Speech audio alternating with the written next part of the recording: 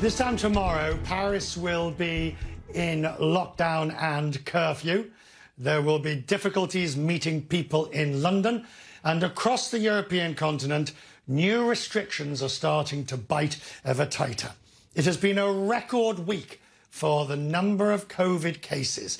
Looking at the 7-day moving average and comparing it to the beginning of the pandemic, and you see what a worsening situation it is. Europe, by the way, far exceeds the United States. The EU has about twice the number of population to take the whole continent of Europe. So, as we've done, and looking at it as as the forecast, and the forecast is not good. It is gloomy, to say the very least. Lockdown clouds are gathering, some cases mandatory national lockdowns. There are mandatory curfews in France and in Italy. There's no indoor gatherings with other families that aren't in your bubble or above the rule of 6 in the UK. In Catalonia, according to the restaurants are being shut. And Germany has some very detailed, but possibly the most restrictive, limiting travel within regions.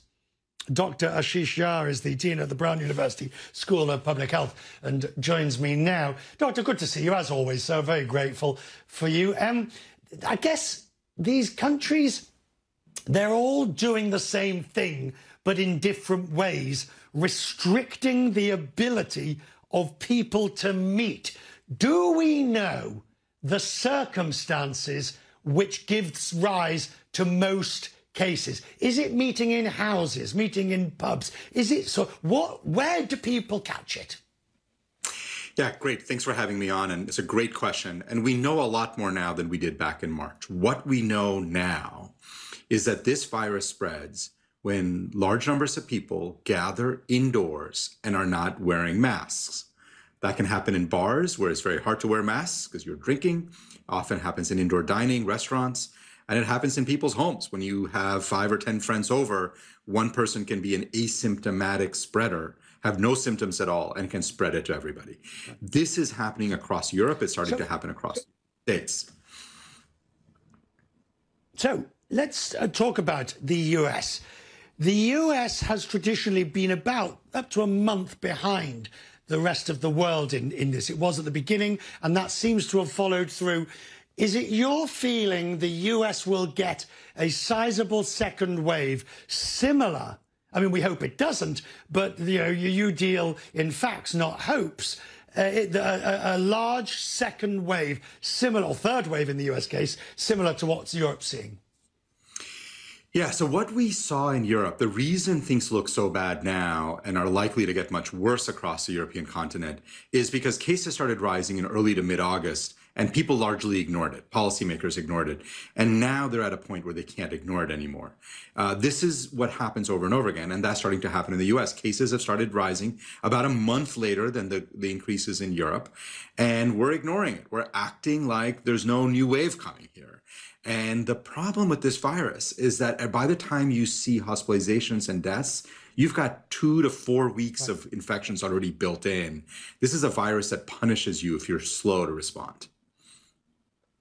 So, yesterday we had one of the former head of Public Health England on the programme who chastised me when I suggested that maybe this is just all too difficult. He points out New Zealand, Australia, Singapore, a whole variety of other countries have managed to contain, but I think they're in somewhat sui generis.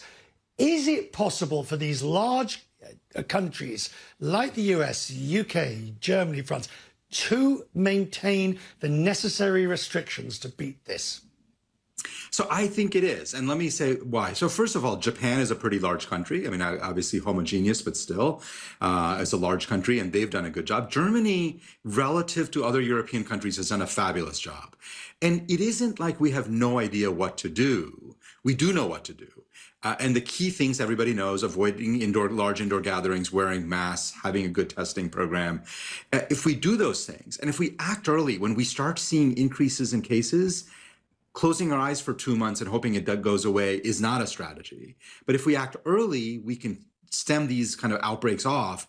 What has happened in Europe is that they've waited 2 months, 6 weeks to 2 months, And now things are really bad, and now people are acting. They're just being way too slow. So I think, yes, proactive action can make a huge difference. And I think absolutely larger European countries and the United States can manage this disease without having to lock down.